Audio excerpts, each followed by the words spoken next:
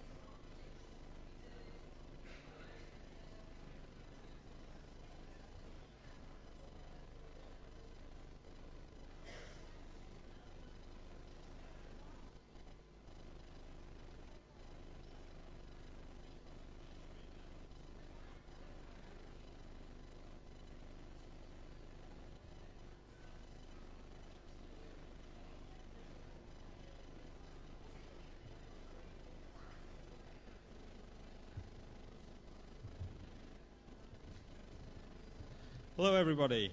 It's been pointed out that your 5 minutes are up, so let's crack on with this. Welcome to the sixth Ignite Liverpool. My name's Adrian, and I shall be your compere for the evening. But you're not here to see me, so I'll try and keep it kind of brief and get off and let you kind of see the actual talks you've come to see.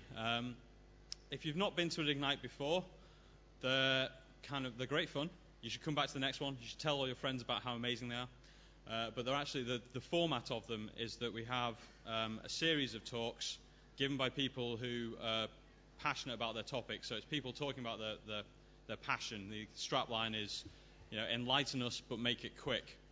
And the make it quick bit is that you only have 20 slides to get your point across. And you're not in control of when your slides move on to the next one. So every 15 seconds, it will move on to the next slide, whether you're ready for it or not. So hopefully that kind of adds a bit of urgency to the talks, just keeps them kind of fast-paced. And if somebody's talking about something that you're not that interested in, although I've no idea why that would be the case, because we've got some great talks tonight, then it'll only be 5 minutes before the next talk's up, and it'll be on a completely different topic. Now, before we get going, the way we're going to do it tonight is we'll have split into two halves. So there's 4 talks up first. Then we'll have a break of kind of quarter of an hour or so where you can get yourself a drink and have a chat with people. And then we'll be back for a second half, which should have, I think, 5 talks. And before we get going with the first talk, we've just got a couple of pitches, which are basically just an opportunity for people, if they've got an event to promote or a project that they're working on and they want some help with it, or to kind of promote it to the wider kind of Liverpool community, then they can kind of come up and give a pitch and sort of tell you about it in a minute. So I think the first 1 minute pitch we've got will be on Maker Night, he says, looking over at Paul, who's hiding behind some speakers. So if you want to... Good evening. Okay, so Maker Night is a night we run on the second Wednesday of every month, which is a group of people who want to get involved with things like laser cutters, 3D printers, physical computing, wearable electronics, and we meet in the Art and Design Academy. So if you're interested in any sort of building your own electronics and that sort of thing, if you have a look at makernight.co.uk, you can find out more information. Thank you very much. That's excellent. And if we can get Ross to come up and tell us a bit about this wonderful screen down at the front, whilst John comes up to tell us about Geek Up Liverpool in a minute. So, yeah. Hello, yes. I've just quickly knocked up a Ignite logo with SketchUp and an augmented reality plugin, which you can get for SketchUp. I'm too mean to buy it, so it's just in its demo mode. And I was also too mean to make T-shirts to put it on. But hopefully for Ignite next time, we can have another kind of T-shirt gimmick version of it. So, yeah, enjoy.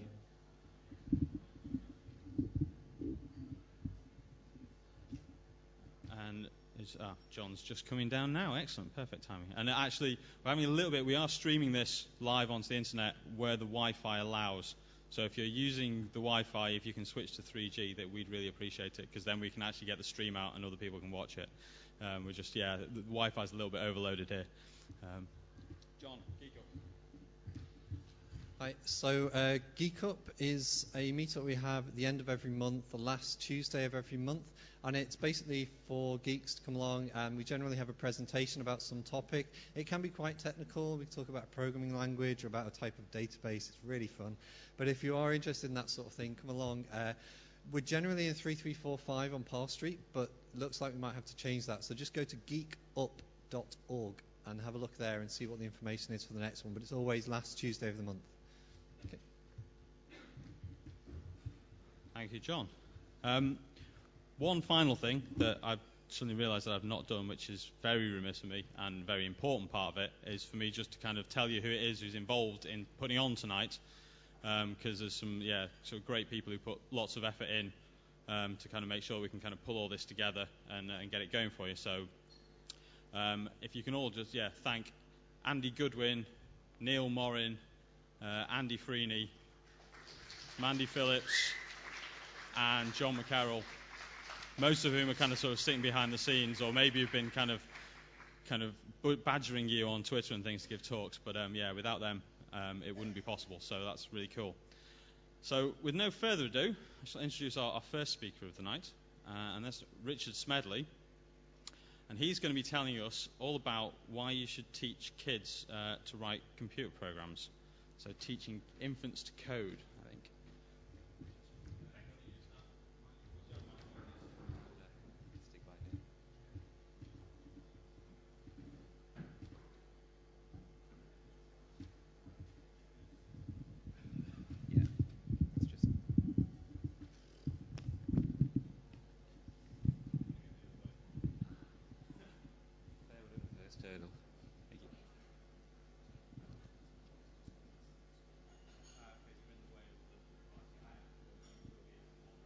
Right.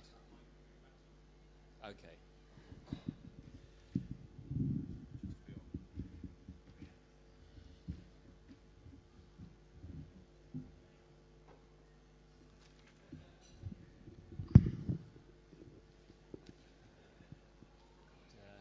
Could do it like with two Ronnies, from the. Okay.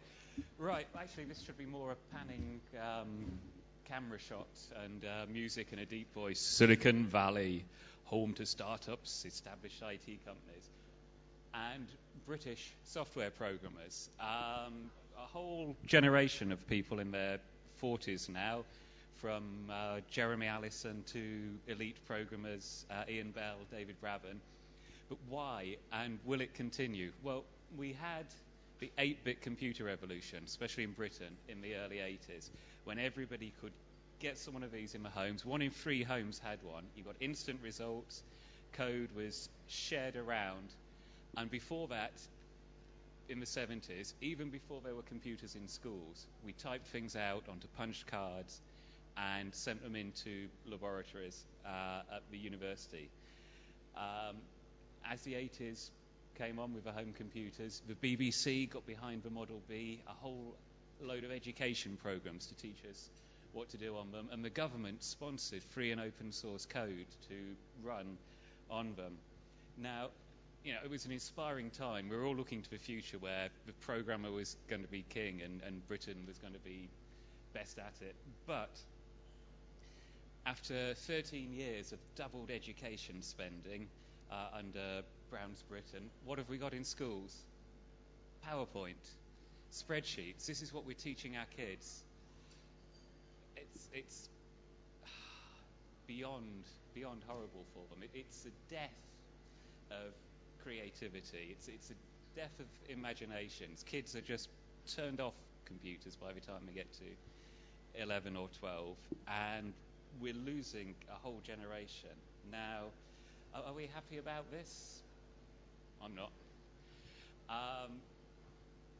We need to get back to teaching kids to program, and it's not just about the next generation of programmers that will lead the world. It's something for every single child of any ability.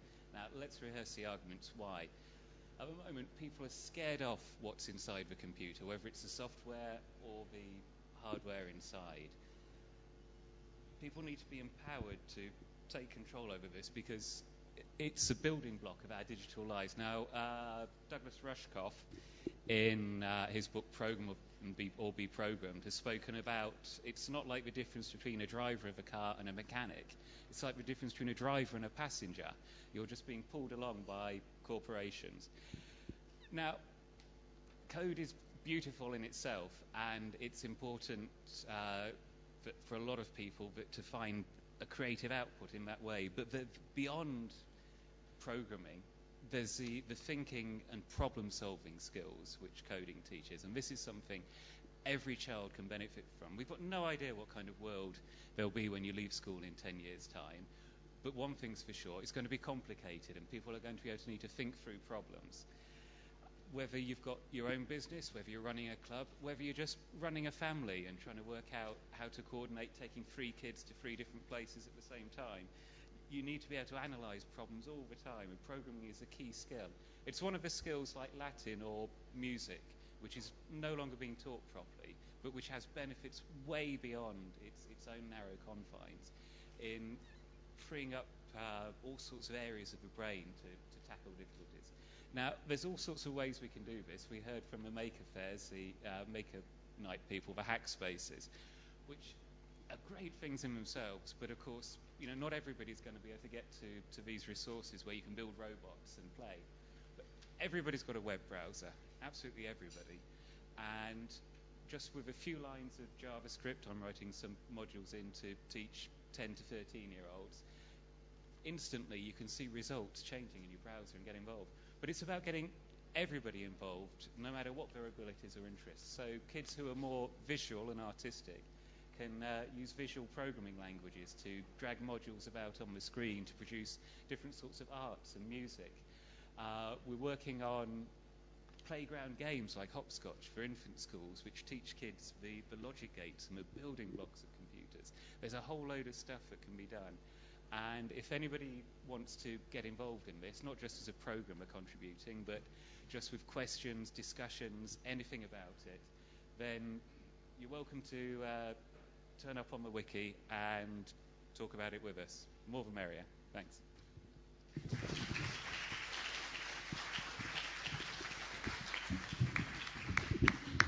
Thank you very much, Richard. And so, I think everyone should go and learn to code and then teach their kids to code if they've got them, and talk to Richard if you're not quite sure how to do that.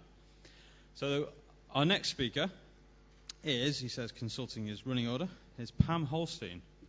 And Pam is going to tell us about lomography, which I think I've pronounced right, but I probably haven't. And I'm sure she'll set me straight. I think it's something to do with cameras.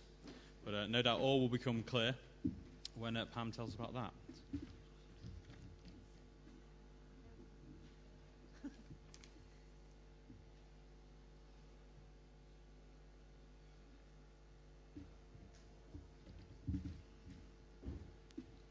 Okay, I'll tell you a bit about lomography. I'll try and give you a brief overview of this movement. It's a lo-fi analog photographic movement which started in Vienna about 20 years ago when a group of students discovered some Soviet cameras that were quite poorly made. They let in light, they had a lot of faults, they had strange lenses and produced bizarre effects, but they sort of ran with that. And over time it's become a movement. The people who originally discovered the cameras got the worldwide distribution rights, and then they started to add to this by producing other models which you might know as the toy cameras. So they do a range such as panoramics, fish eyes, spinners which do a 360-degree view.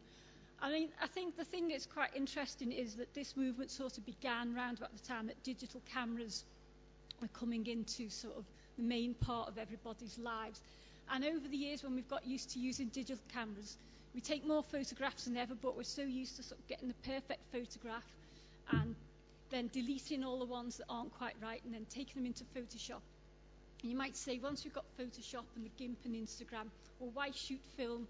And I think the lomography movement, they've produced 10 rules, which I haven't just committed to memory because, I like a bit of anarchy. But they're basically around shooting from the hip, not thinking too far ahead about what you're doing, not worrying about what you're taking, moving on to the next subject, and just being fast and getting close to your subject. So some of the photographs on here, some that I took, and some of them are from the lomography website. And they sort of showcase some of the things that you can do. So you can do double exposures. Now, I couldn't do that on Photoshop. Some people probably could. For me, life's too short. So it's not anti-technology. It's just bringing a bit of fun and spontaneity back into photography by pointing and clicking and not being quite sure what you're getting and having to wait for processing. And then some of the things you can do, you can start to abuse the film a bit. So this is an example of cross-processing, where you can take a slide film and develop it in chemicals designed for colour negatives, so you get a very sort of strong colours. The other way of cross-processing is to take that backwards and to process negative film and slide chemicals, and then you get very sort of washed out colours with like blues and yellows being predominant, depending on, that's an example of taken the other way, taken on a sprocket rocket with a double exposure. So you get very washed out colours, and blues and greens very predominant. And you get a very high failure rate with this because you can't see what you're doing. You don't know what you're doing. But you get a lot of fun as well. That's an example of a red scale where you can shoot on the back of film. And so, although you need to have quite a long exposure to let more light in, you get very red predominant images. And it's quite unlimited what you can do with it. There's other things like you can sort of get these cameras which have like 4 or 8 lenses, so they'll take photographs in sequence. So it's almost like a MyBridge type of effect. That's an example of one which is a double exposure, which is then being cross-processed in negative chemicals. And then you can take them out at night. You can get colour flashes, so you can add colour again on top of whatever cross-processing you might be doing. I suppose the reason why I'm saying this is that I do this. I started doing this quite a long time ago. I had a panoramic camera, and then I added to it with a fisheye, and then recently a super sampler. And I know one other person in Liverpool that does this. And we were talking about having an exhibition. So I know a lot of photographers come to Ignite, and I was thinking if there's anybody out there who's quite interested in doing this, or you already do it and we don't know about it, there's an opportunity to exhibit your work at the Headspace Gallery in the Egg in the autumn. So you can get in touch with them. It's very easy if you're interested to get one of these cameras. You don't have to go to the Lomography website and pay £12 to have your stuff shipped from Vienna. You can get them in Urban Outfitters in Liverpool 1. They have many of the Dianas, the fisheye cameras. You can also get them on eBay quite cheaply as well. And Moorfields Photographic on Tithe Barn Street will do cross-processing, and they're quite good at offering advice as well. So there's some information if you want to know more.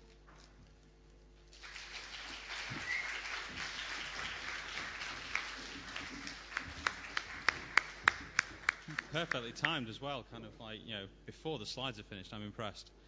Thank you very much for that, Pamela. And our third speaker for the night is Denise Hampson.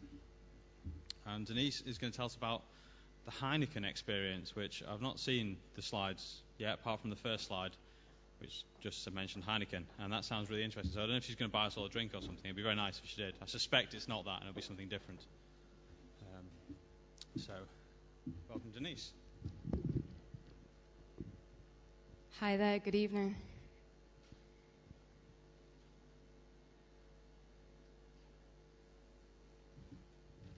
Great stuff. Hi, ladies and gentlemen, good evening. Tonight, I'm going to explain to you how I know that Heineken is the best beer in the world. And I don't even like beer, and I'm certainly not paid by Heineken. My adventures with Heineken started in February this year when I was in Amsterdam with my other half in February. And we came across the Heineken Experience attraction, €15 for a guided tour of the factory, including 2 free drinks. The first thing we're told when we go into Heineken Experience is about the family. The company stayed within the family now for 4 generations, from Gerard, who bought the original brewery, down to Charlene, who is the current owner of the company. They tell us that Heineken has got smiling ease. It's a bit like saying there's a vicious wind. We like to give human traits to objects, and smiles are magical. So when you hear that, you know that Heineken is there to make you feel good. They've got a secret A-grade yeast. Now, it's probably ordinary yeast, but they tell us it's a secret. As anyone on Twitter will know, we love to try and find out a secret. So this is their kind of special thing that they've carried through all these generations. I met Mike, the Shire horse, in Amsterdam in their attraction. It's the cleanest stables I've ever been to. And what you're told by looking at this is that they really care. They care about their horses. We go into a tasting room, and this chap behind the bar says, we've got these special tasting glasses from Paris that make the beer taste amazing. So, of course, I'm primed, ready now to know that what I'm about to taste, even though I don't like beer, is going to be absolutely amazing. You hold the glass up to the light, and you have a look at the golden colour. Now, to me, it's just yellow. But this is the best golden colour for beer that you can get. They also tell us about the bubbles. They have the perfect bubbles. If you hold it up to the light, you get to see the bubbles. Apparently in Britain, we like to drink flat beer because we don't like a head on it. We think that we get better value for money. But the bubbles are there to make it taste best. So I've been primed for tasting this. And it's like tasting wine. You don't just drink the stuff, you actually have to sip it gently. And you've got a room full of people holding it up to the light and having a look and looking at the bubbles and the colour, and then they sip it and everyone goes, ah. And I don't like beer and it still tasted great. You move on to a room where they put you in a rack and they shake you around a bit, and it's like a 4D experience where you watch an audio-visual on how they make Heineken, and they make you feel like you're being brewed. And then once you come out, you actually get a chance to buy your own brew. This was mine, my company, Hampson Solutions. I bought my own brew. This is special to me now because I carry all these wonderful qualities. I paid an extra €5 for this. The only thing is I didn't think it through very carefully because I flew Ryanair and I didn't take normal baggage. So I had a dilemma at 2 a.m. the night before we flew home. I either pour it down the sink or I drink it if I want to keep my bottle. Stupid question. 2 a.m. in the morning, I'm sitting propped up in bed drinking Heineken. I don't even like the stuff. They move you into an audio-visual room full of lots of displays on world-class orchestras, music events, sport, and you get the feeling that if you drink Heineken, not only all those other wonderful things, but you will be super successful because they like to associate themselves with success. These pods here are showing a running commentary of the last 40 years of Heineken adverts. We spent 15 minutes sitting on one, and we paid for this privilege to be drowned in Heineken brand. Now then, they're very proud of their sporting reputation with Heineken and their connections with world-class rugby and football in particular. And this room here has got lots of memorabilia that's signed and the biggest and best table football I've ever seen in my life. And at the end of it, you get a couple of bands, you get a couple of little buttons, and you can trade them in for drinks. Now, I told you I don't like Heineken. I had one. That was plenty for me. But I thought the buttons were pretty cool, so I brought my spare drink home with me afterwards. So what can you learn from Heineken? First off, tell customers and service users what to expect. Because if you prime them and tell them this is going to be the best thing in the world, they're more likely to believe it and experience it. The next thing you can do is drown them in your brand. We spent about an hour and a half in the Heineken experience. We walked through green hallways. We saw red stars. I'd never seen a red star on Heineken before. I see it all the time now. So we were literally drowned in their brand and drowned in this idea that they are the best in the world. Give your customers your best values in spades. They care. It's the best golden colour. They have the perfect bubbles. It's a family tradition made up of lots of secrets going to make you successful. So, ladies and gentlemen, go and enjoy our Heineken later.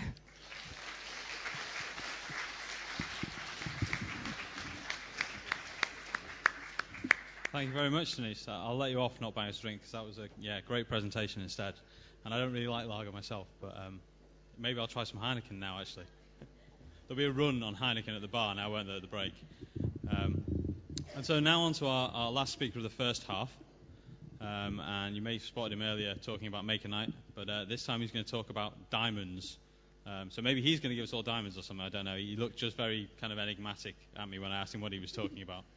So this is Paul Freeman, who's going to be talking to us about diamonds.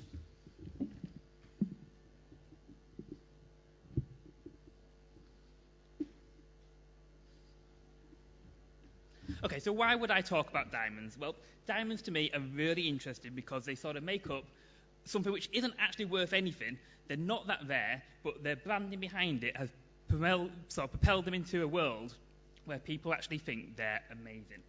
Now, in 1948, De Beers launched what the Advertising Age magazine described as the most successful marketing campaign of the 20th century. They introduced the phrase, "A diamond is forever." That's a phrase which now has sort of embedded itself in culture to the fact that people don't realise it's just an advert. It's becoming, films has taken over that, and the tradition of giving engagement rings has always been around, but giving diamond engagement rings is something that De Beers sort of really promoted heavily from the 40s, to the point that in the 1960s, De Beers went a step further and they actually invented the eternity ring. And they used slogans such as, "She married you for richer or poorer, let her know how it's going." Now, one of the underlying reasons, not just because they could sell more diamonds, they had a surplus of diamonds coming out of the Soviet Union at the time, which were much smaller than the ones you get out of Africa. So they needed a way of using all these tiny diamonds, basically to keep their market going. Now, it's difficult to say whether there is a monopoly held by De Beers on the diamond market. They directly control it historically about 40 to 50% of the diamonds in circulation. Now, that gives them a turnover about 6.8 billion a year. Now, the problem is they don't really sort of control just the diamonds. They control the mines, they control the circulation, and to the point that they often buy the diamonds from other people to sort of control the flow. That becomes a problem when you're buying them from people in, say, Sierra Leone, where you're then buying the diamonds off regimes which probably shouldn't be funded. That came to a head in the early of the century, where the Kimberley process was put in place, which basically meant that all diamonds, rough diamonds, had to be certified to stop the flow of blood diamonds.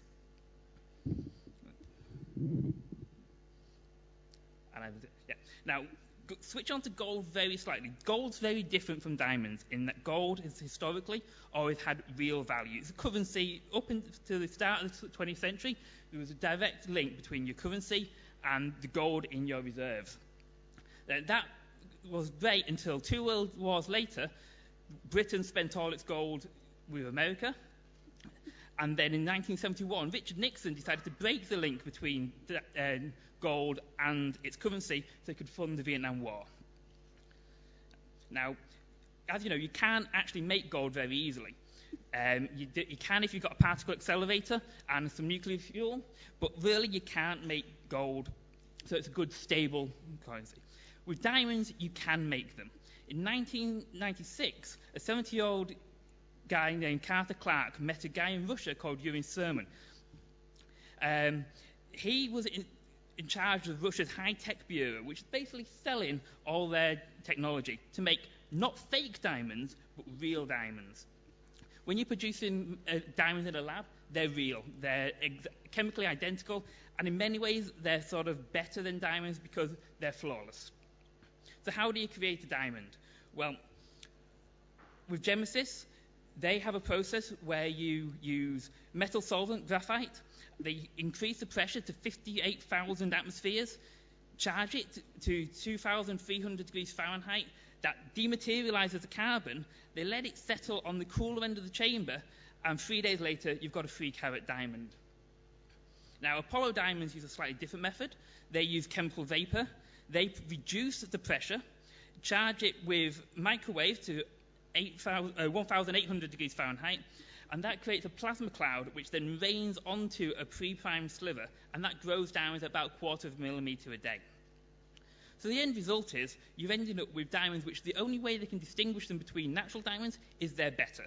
The diamond industry actually is tell you that diamonds, because they're in a lab, are flawless, so they're faced with something which is a perfect product, but they're trying to sort of tell you it's not as much worth as much as their naturally mined ones. So whether you think that something which is identical but a fraction of the price of a real product is really something you have to make up your own mind about.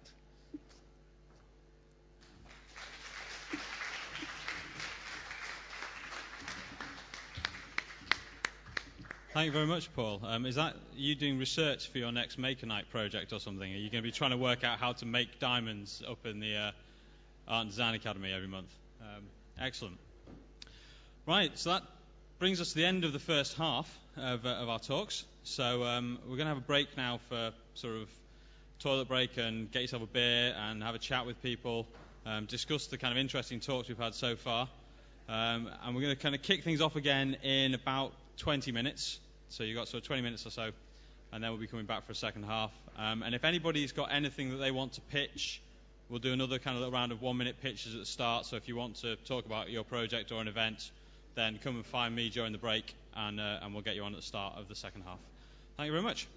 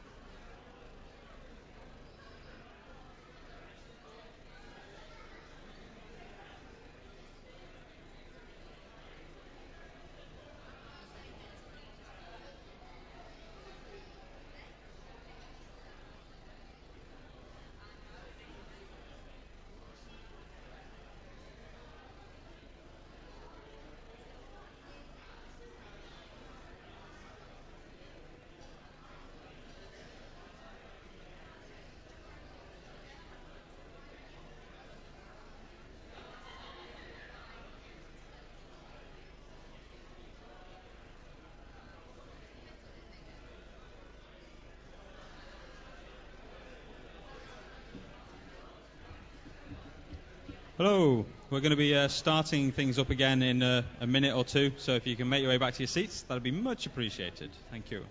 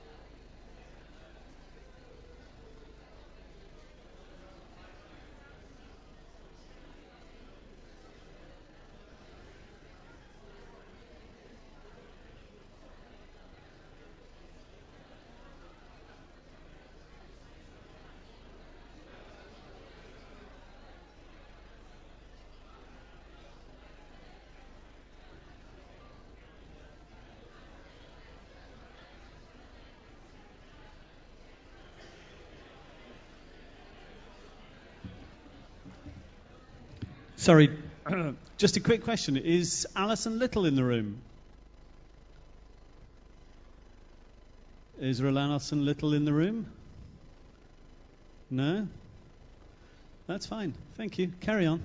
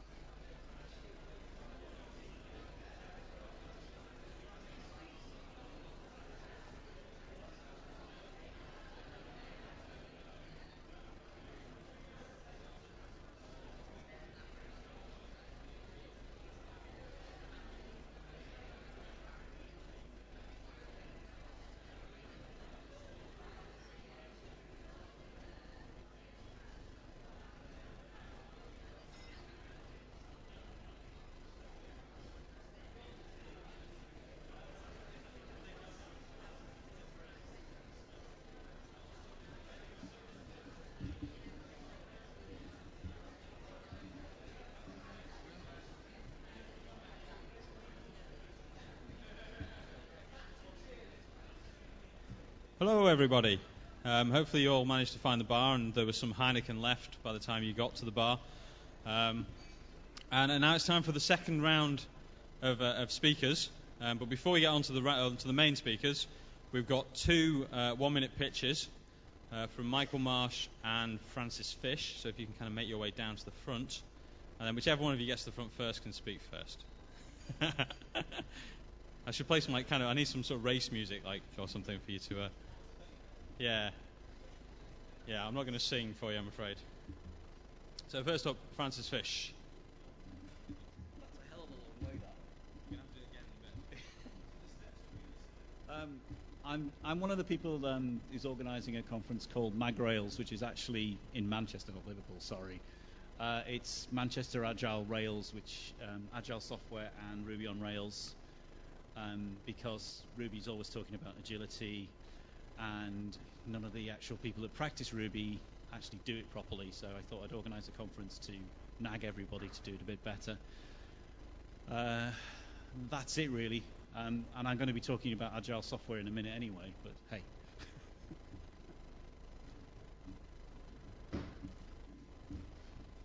And next, another one of our speakers later on, but he's doing a little pitch first about an event that's coming up soon, Michael Marshall. Hello. Well, I'm from the Merseyside Skeptic Society, and one of the things we do is we look at claims that people are making and whether those claims are actually true or not, and try and get to the bottom of it, whether it's psychics or talking to dead aliens, that kind of thing. But one of the things we've got coming up, which is really, really interesting, is a guy who is an investigative journalist, and essentially what he's going to be talking about is a lot of people will have heard of the link between MMR and autism. And a lot of people should know that that link was bullshit. It was complete nonsense. It was fabricated by a doctor who did it to make money. And the investigative journalist called Brian Deere, who uncovered this for the British Medical Journal, will be coming to speak to us on the 16th of the month in the Head of Steam, and he'll be going through exactly what Wakefield stood to gain, the money he was going to make for it, and the repercussions of this lie that's kind of reverberated around the world, even to the world where there are people who are now in hospital with measles because they weren't vaccinated because of this fraudulent doctor. So that's Head of Steam on the 16th, and the reply is knocking around, and I'm knocking around if you want to find out more. So, yeah.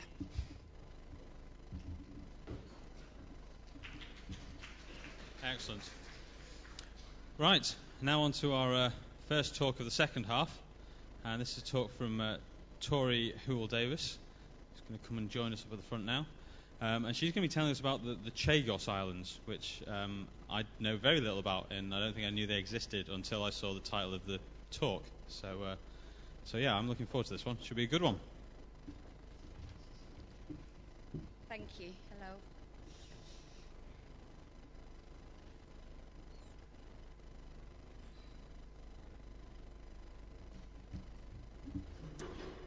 Okay, so hello. I'm going to talk to you about a very topical and ongoing David and Goliath story tonight. It's something that I feel very passionate about, and I learned about it some time ago. And whenever I can, I try and share this story with people. It's an awfully frustrating story. So the Chagos Islands are a group or archipelago of islands in the Indian Ocean, and they are owned by the UK and form the British Indian Ocean Territory. If you imagine a paradise island, this is Chagos Islands, the most beautiful beaches, fantastic coral atoll, ecosystems very important, beautiful sunsets, it's paradise. Until 1971, there were 2,000 inhabitants in the main island, which was inhabited by very simple folk. There were 2,000 there, and they lived very simply, very happily. So it sounds strange until 1971, there were 2,000 people living here. And so what happened to them, it wasn't a mystery at all. It wasn't a case of the Incas disappearing and dying. It was, in fact, down to the 1966 Act, when the British government bought a Seychelles company, which owned all of the British Indian Ocean territories for £600,000, and which Britain did after that, a deal with the US so that they could own the military base. By 1971, every person from Diego Garcia had been forcibly removed from the island and taken to Mauritius, Seychelles, and the UK. So it sounds kind of cool, living in Mauritius or the Seychelles, paradise to some, but in fact, if you can imagine being told to pack what you can carry there and then, to leave your pets behind, you have no money, and then you're taken 1,000 miles away from home, this isn't paradise. So the big UK-US deal, the British government, under Harold Wilson, did a secret deal with the United States. They agreed to give an $11 million subsidy to purchase the Polaris nuclear missiles in return for the islands as a military base. By 1981 to 1982, the US government has spent about $135 million to create one of their biggest military bases.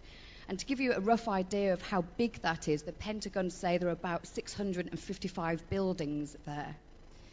From then to now, the Chagosians' home has become home to an enormous US military base. Some of the largest US warplanes are there, the B-52s and the B-2s. And 4 years ago, the Pentagon added a $32 million submarine base. So what was originally a peaceful paradise island is now a military base, and laughably they call it the footprint of freedom. It's been an airstrike launch pad in the Persian War, Iraq War, and the war in Afghanistan, and there's also a significant satellite spy station there. It's also said that there may be a secret CIA detention centre for high-level Al-Qaeda suspects. And there seems to be evidence to prove this, but as there is only authorised military personnel allowed there, no one can quite corroborate it. In the UK, the Chagosians who have been living in the UK have been fighting for justice under Article 7 from the International Criminal Court, which describes the deportation or forcible transfer of population by expulsion as a crime against humanity. In 2000, a British court ruled that the order to evacuate Diego Garcia's inhabitants was invalid, but the court also upheld the island's military status, which permits only personnel authorised by the military to actually inhabit the island. The Chagosians sued the British government for compensation, but a British judge ruled then that although the Chagosians had been treated shamefully, their claims were unfounded.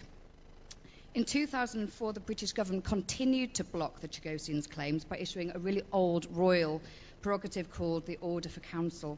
But in May 2006, the High Court ruled that the Chagosians can return to other Chagos Islands, calling the British conduct outrageous, unlawful.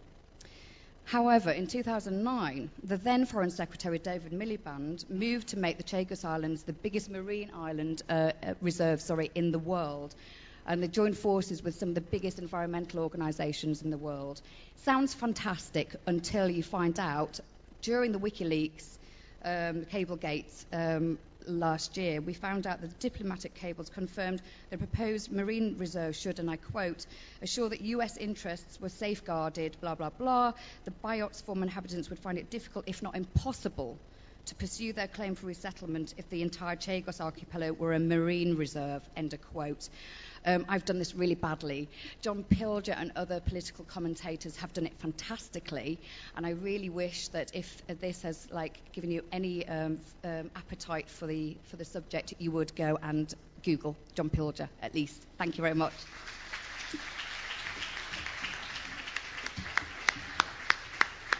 Thank you very much, Tori. I'm not quite sure what to say after that.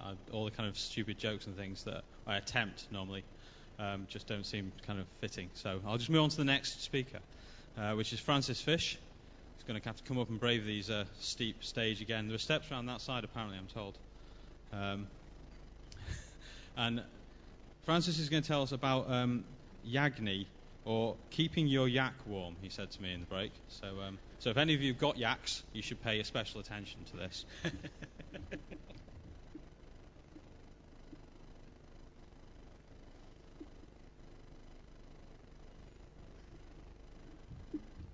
Okay, this is the 5-minute version of a talk I'm going to give at Agile North next Thursday, actually. Yagni, it's just an acronym. You ain't going to need it. Come on, slide. Change. Good. I originally got it from this book by Kent Beck called Extreme Programming Explained. Essentially, one of his team built this enormously clever dialogue box, and it was loads of time and really hard to build, and nobody used it. And so he turned around to this guy and said, you ain't going to need it. And you get this when people say, but what if? But what if it's blue? But what if somebody comes from over here? But what if this happens? But what if that happens? And you end up building this whole layer of complexity that you don't actually need. And, the answer to you should always do to what if is no. And no means no. You should never actually just start including stuff because somebody thinks it's a good idea. Stuff needs to kind of justify its existence. One of the things we love to do as human beings is we complify. This is a lovely made-up word, where we just make things far too complicated. Like, here's a Swindon's Magic Roundabout. I also love the picture at the bottom there, which is people trying to use it. See that yellow thing? Where the hell's he facing? In order to get past complification, you need to actually take a step back and go to the big picture. And one of the techniques is 5 whys, where you just keep asking why until you get to the real reason for things. The guy that owns Amazon, Jeff Bezos, is a great proponent of this. Simplification, which is another made-up word, is actually what you need to do to take a few steps back and actually attack your ignorance. So we have this lovely picture of this penguin here. And evolution as well. You only keep hold of something if it can justify its existence. So, kill it off if it's no use.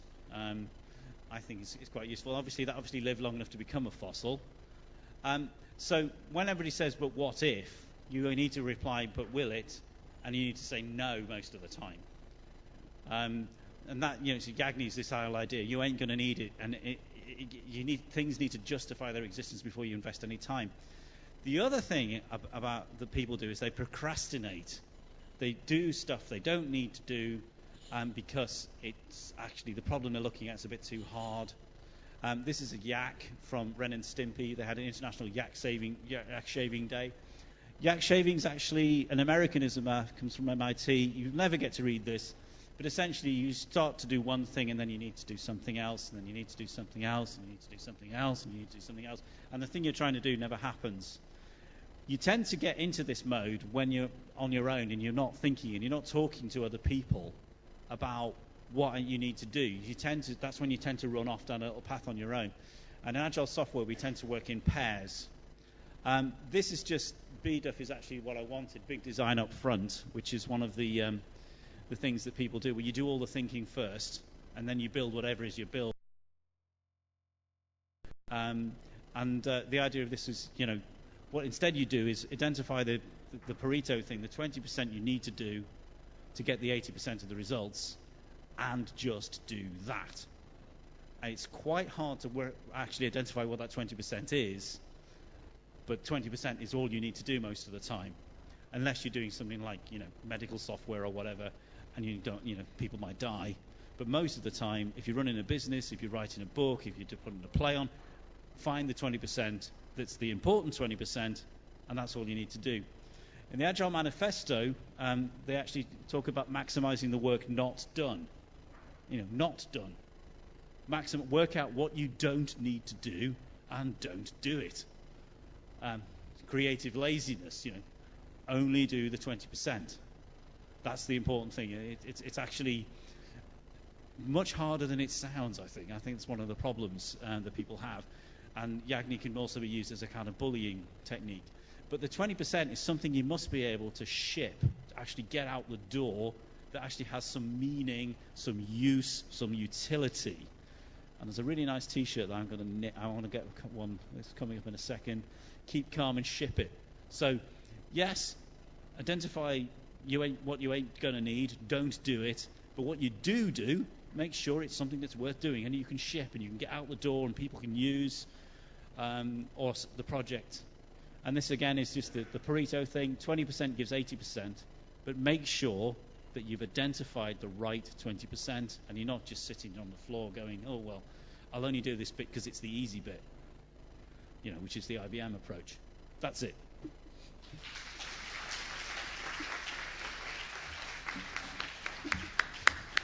Thank you very much, Francis. And I looking forward to how much more productive Liverpool's going to be over the coming months as everyone puts all of that into practice. And either we just get everybody kind of like having 4 days a week off, because that's the kind of like 20% they've done on Monday, or maybe a different day. Pick a day that you kind of don't mind going into work rather than Monday. Yeah. Superb. So our next speaker is Beth Edmondson, and she's going to be telling us to make our mark, not Primark. So, by the time you kind of put all these things together, we're going to have just so much stuff coming out of Liverpool. It's going to be amazing.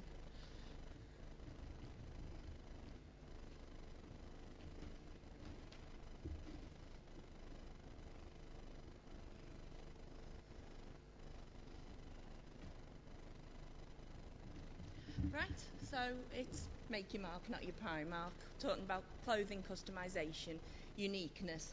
Got that photo of me from quite a while ago up there, because that's my first go at clothing customisation, the Liverpool final. Yeah, I know, Evertonians, it's Liverpool, but all of us can only really afford Primark, not the designer gear, but that means that everybody's wearing the same thing, or you've got things that used to fit and they don't, and of course, reduce, reuse, recycle, it's all trendy at the moment. So these are some ideas, stuff I've done. So I've got a white t-shirt with an ugly mark in the middle, an old vest top that doesn't fit me anymore, Made strips, made bows, stitched the bow across. Nice top. I can actually wear it now from 2 garments that I couldn't wear. So, and it looks good on me as well as on Dolly there. Come on. Buttons, just one of the ones I'm wearing. Again, nice white top. It was pretty, but it wasn't very unique. Bag of buttons. I like the scissors ones because being crafty in both senses of the word suits me. Stitched them all around the neckline. Bit more unique, bit more fun. Still a nice top, still suitable for me jeans or for work. But more me, more unique, and I know the buttons aren't purple. As some of you all know me, I have a bit of a thing for purple. So, another idea. Got a nice top, suitable for daytime. I haven't got any money to buy a new going out top. Sequins.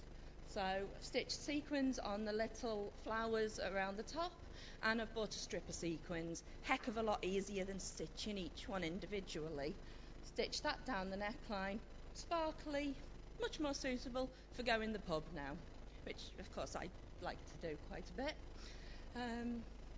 Another one, as you can probably notice, I'm tall, I'm 5'9". I find a lot of the tops finish here, so as soon as I move, I flash my belly at everyone. Not a good look. So an ugly old top that I never really wore, I just liked the pattern. Cut strips, stitched it along the bottom, stitched a ruffle along the top just to balance it out, otherwise it's going to be drawing the eye just to the hips. And again, another top from 2 that I didn't really wear into something I can. Now, I find men's t-shirts have the best pictures on. Women's ones tend to be pretty, men's have the funkiest stuff. So we've got Old School Gamer, like one of the earlier talks said. Got one of the books, I've got 3 books with me tonight. Made it into a wrap top, a lot more feminine. I wear it as a cardie. You can wear it depending on the size of the top you bought, just as a wrap top.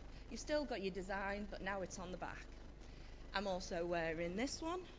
I'm a bit of a Family Guy fan. Stewie from but as Clockwork Orange. Cut up the back, taken the neckline off, created a little tube. It's fed ribbon through it, pulled, and I've got a shrug. And again, I've still got my Stewie. It's just this time it's on the back. Although my hair tends to cover it because it's a tad on the long side. Menswear can be customised. It's not all about sequins and sparkle. Got a polo shirt, or you can do it with a V-neck. You've got a crew neck top. So I've cut the neck, cut the arms, cut the bottom, stitched, and there you go. You've got your double layer top that you can pay quite a bit of money in the shops for, and you've used an old top, maybe one that had a hole or a paint stain on, but you've got your double layer look, looking quite cool without actually overheating because you're wearing 2 tops. Ties, boring but cheap ties. You want a funky tie, you're going to pay quite a lot in Top Man or wherever men buy their ties from. These ones are quite easy, these little appliques, you iron them on. There you go, heck of a lot more funky, and I'm now actually considering wearing a tie to work because I like the skull and crossbones one quite a lot. You can go for whatever designs you like, just I tend to shop in Abercan quite a lot. Simplest thing you can do is refashioning your old t-shirt into a shopping bag. Take the arms off, take the neckline off, stitch along the bottom when it's inside out, turn it the right way round, and you've got a bag. So that's it. I'm on Mad Scouser. I'm on Twitter as Mad Scouser. Tutorials online are brilliant. YouTube is great if you're not already into sewing. And I run a sewing club in Liverpool. I've got a load of leaflets with me. I'm going to follow the person who did it before me and pass them round. We've actually now got a machine, and it's at the place just across the road. I've also spent this afternoon, much more fun than being in work, made you a load of bags. Now, there might be a few more than 16 people here. I'm not good at maths, but I think there is. But I've got 16 here. Yeah, you might be advertising Pantene a bit, but they're free. You're welcome to one, and you can have a nose. I've also got all the garments with me, so if anybody wants to have a nose, see what I've done. But I'm not taking these 2 off. give me a shout afterwards. All right?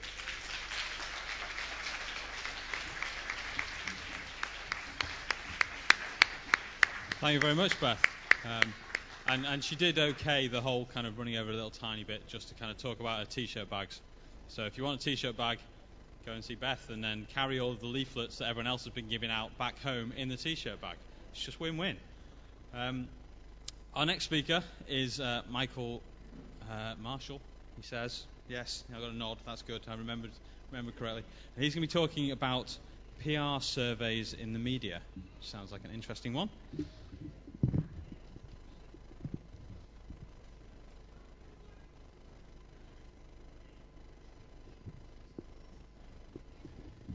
Okay, yeah, so as I mentioned before, I'm from Merseyside Skeptic Society, and amongst the other stuff that we do, I really love to look at what's on in the news and how much of it's actually true. So bear in mind, because it's about that, this will feature the Daily Mail. If anyone's offended, please leave now. Let's see. So Jeremy Clarkson has the largest penis in showbiz. This is what The Sun said. Now, you might have the same reaction I did, which was to assume that this is a typo, and it's actually saying Jeremy Clarkson is the biggest penis in showbiz. But trust me, the typing is accurate, but the story is complete bullshit. You might wonder how this story came about. You might think maybe there were some scientists sat around, looked at photos of Jeremy Clarkson, worked out his body proportions and extrapolated the perfect formula for the size of his penis. You'd be wrong. That's not how this came about, not at all. You might think maybe some unlucky work experience kid came at the lab one day to find the entire population of British television lined up along one wall with their trousers around their ankles and a tape measure in their hand. It wasn't even as accurate as that. It wasn't even as robust as that. It was worse. Essentially, the way this whole came about is they asked some women to guess. They gave women a list of 30 names and asked them to rank them in order of penis size and give them a judgment of how big that is. It's complete nonsense, spurious nonsense based on nothing, but it still made the news as if this is true, as if this is genuine. Of course, there is a right answer. I mean, Jeremy Clarkson's a man, presumably has a penis. I don't know. If you're able to find him and take his underpants down and take a look, you'd be able to figure out if he had a big or small penis. But until you do that active observation, there's no way of knowing if his penis is big or small. It's essentially Schrodinger's cock, is essentially what you're looking at. But this whole thing was just an advert for an online dating website called F-Buddy. And if there's anyone naive in the audience, we'll pretend the F stands for friendly. And it was commissioned by an online polling company called OnePoll, who are a bit of an obsession of mine. OnePoll are very prolific at getting nonsense into the news. Between Christmas and New Year of last year, they got 25 stories, pretty much word for word, into the Daily Mail in 1 week. Not just about sex and Jeremy Clarkson, but loads of other things. But they're really, really prolific, and these stories occur all the time, and OnePoll are behind them. Here's some recent ones that OnePoll have had in the news, saying essentially, Greg's the baker's telling you that if you buy your girlfriend flowers, she'll presume you're cheating. This was a survey they did. I mean, I don't know if you're supposed to buy her a pasty or something instead. I'm not sure. Also, that British people feel sexy in the summer was by Costa Coffee. It's nonsense. How OnePoll do it is they pay people 10p for every survey they take, but you don't get any money until you've made 40 quid. So you're there trying to get through surveys as fast as possible. Otherwise, you never see a penny. And it means you don't really put any attention into anything. It means you come up with bullshit like this. Women make terrible bosses. This was in the Daily Mail. It was in loads of other newspapers as well. That women are terrible bosses. Even women admit that men make better bosses. I know this came from OnePoll. I know this is bullshit because I took part in this study. I actually registered for OnePoll. Here's question number 1. Who do you prefer to work for, men or women? It's a 50-50 choice. You don't get to say, I don't care. You don't get to say they're equal. You have to choose. If you want 10 pence for your survey, you have to make a choice. So you do. You put your dime down on men, for example, and you get to this question. Why do you prefer men? Is it because they're easier to reason with, they're more professional, no time of the month? Awful stuff, less mood swings. This all came up in the news, but you have to choose one if you want your 10 pence. So you pick one at random and you carry on through and wash yourself down so you don't feel too dirty. You come to this question. Why do women make bad bosses? Bear in mind, question 1, I had to choose which I prefer to work for. Now I'm saying women are bad bosses. They're putting words in my mouth, and those are the words that make the headlines. This is how this comes about. It's a totally biased question, and it was the spin of the story. And the reasons women are bad bosses are even better. You've got they're hormonal, they bitch all the time, they're highly strung. They lie. 2 words, they lie. That made it into the Daily Mail. It made it into every single newspaper that ran this story. Now, you'd expect this stuff from 1910, not 2010. It's sexist bullshit. How do you spot this kind of stuff in the news? Well, it's not easy. I mean, PR companies, their job is to try and make it difficult. But there's one quick rule. If you say a company name in the 4th paragraph, there's a very good chance that they're paid for the survey. There's a whole reason behind it I haven't got time to go into, but look out for it. This is a great one. At last, guys, what turns women on and it's not chocolate? Essentially, it's a poll that finds out the 5 most exciting things in a woman's life. Number 1 was going on holiday. Number 2 was motherhood. Number 3 was sex. Number 4 was a pay rise. What's number 5? You've got about 15 seconds, so shout out. I'll buy you a drink. Anyone? Shopping? Anyone else? Quick? No. The correct answer, and you should all have got this, obviously, is... nice. Backing a winner on the horses.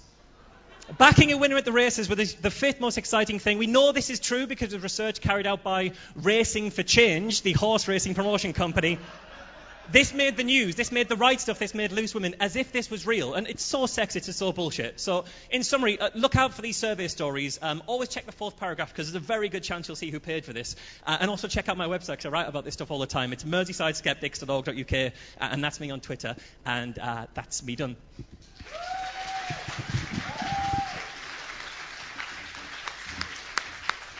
Thank you very much, Michael.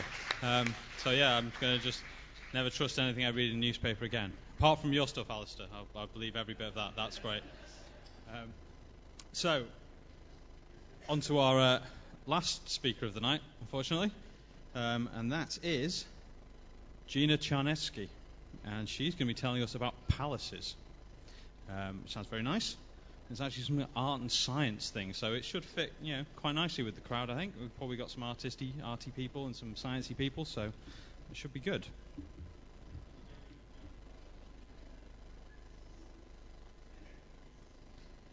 That was a hard act to follow.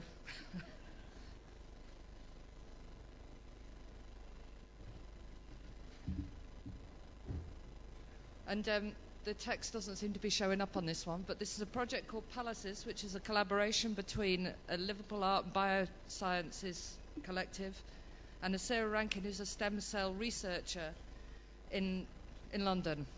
My kids came home and asked me if the tooth fairy was real. What do you tell your children? I became interested in structures of power and belief systems. What we are told to believe in is true, and what we're convinced isn't true. There's lots of myths about tooth fairies, but these seem to stem from witchcraft and burying your teeth under roots of trees so that you can find them in the afterworld. The structure had to be a combination of the real and the fantastical, and the natural and the constructed, to represent all the kind of complex issues that come into that. And we based a drawing on what we thought was the result of that complex form. This is going to be made in a crystal resin structure, so it's 2 meters wide by 2 meters high, half a meter deep. That's myself and my daughter starting the test of it. But it's actually going to be encrusted with 12,000 children's milk teeth that are donated from a public campaign across the UK. And what this project has become about is a public donation campaign, because obviously you need to get people on board to participate in this. And you might ask, what's this got to do with science? I've been interested in the stem cells' regenerative potential, or the body's ability to regenerate itself, and what this means for the future of medicine, particularly in light of the NHS cuts. Now, I'll throw my notes away. We became interested in what's useful in terms of the body in recycling this matter. And already stem cell research has been used for brittle bone disease, leukemia. But it took us 1.5 years to find out there was a public stem cell bank, and this is run by a charitable trust rather than the National Health Service. The National Health Service has a collection of stem cells, and 98% of these stem cells are from Caucasian donors, i.e. they can't treat mixed race and they can't treat people from ethnic origins. And why would you want to donate to something like that? Basically to help yourself. If you can imagine a future where the future of medical treatment is based on stem cell research, and most of our population of the larger cities can't be treated with that, then you start getting worried. Now we're looking at this as part of a bigger project, which is looking at tissue that's wasted from medical research. People who've donated their tissue to medical research and not known where they're gone.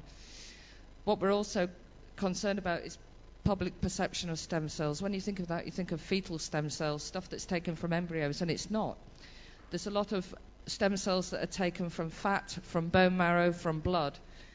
And what they've been able to do in the last 2 years is take these stem cells back to a state where they can become anything. Fetal stem cells can become anything. Adult stem cell tissues can become specific things like heart tissue, blood. What they're actually doing now is making bladders and tracheas from stem cells, regrowing them and putting them back into patients. But as part of this project, collecting teeth, and you can see here children have to donate thousands of teeth to create creepy sculpture, we have these institutions behind us now who have come on board. Again, we go back to palaces and structures of power and authority. But not only that, is we've been approached by BioEden, which is the institution that claims it can take the pulp from children's teeth and use that as a stem cell bank for the future. Now, children's teeth are by nature dead when they fall out. So we're actually also looking at the hype and myth of selling people false assurances of what could be possible for the future. At the moment, stem cell treatment can only treat up to an 8-year-old child because you can't actually grow the stem cells. But Virgin Stem Cell Bank have set up in Qatar. And the last slide, which I forgot to say, was the Human Tissue Authority's relationship to the use of human tissue is we're not covered if it's from a living donor. So we're looking at the future of ethics in relation to the donation of body parts, and that really should come from the patient or the participant, and that's basically what the project's about. And that's where you can send your tooth to, or your milk teeth. You leave a little token under your pillow so the fairy knows to take the token and not the tooth. And there's a donation box in the blue coat, or you can go to that P.O. box. That's it.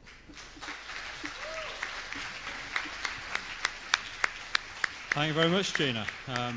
Yeah, lots to chew on with that one, which I hadn't intended that pun until just then. Sorry about that. It's all right. I'm going to be kind of stepping down in a minute, and then you won't have to hear me again. It's all good. So yeah, unfortunately, that brings us to the end of Ignite for this quarter. So I think if we should all just put our hands together for all the speakers we've had tonight. They've been really good. Yeah. Lots to discuss and kind of think about afterwards. And a thanks to all the kind of behind the scenes staff. So Neil Morin, Mandy Phillips sat in the middle, Andy Goodwin sat at the back, John McCarroll sat at the back, Dan Lynch also at the back, Andy Freeney, who I can't see anymore, but it's surely around here somewhere. So yeah, thank you all very much for helping out.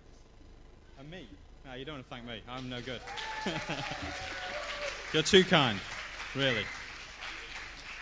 So now it's just see, you shouldn't have thanked me. I've gone all tongue-tied. Now's the time just to kind of a chat and get another beer. We've got the kind of space for the rest of the evening, so plenty of time to discuss what we've been listening to tonight. Few final things. Just if you should follow Ignite Live on Twitter if you're on Twitter. You can find out about when the next ones are. We run them roughly once a quarter, so it'll be like another 3 months or so before we have the next one. If you want to find us and you're not on Twitter, then Google Ignite Liverpool, and I'm sure you'll find the website. So tell your friends, bring them along to the next one, and if you want to speak, because you've seen now that it's only 5 minutes, and the whole format and stuff's kind of fixed for you, so it's not really anything for you to do. It's really simple. Then just give one of us a shout, or send us a tweet or an email or something later, because we're always on the lookout for new speakers to kind of tell us about their passions at the next event. So thank you very much.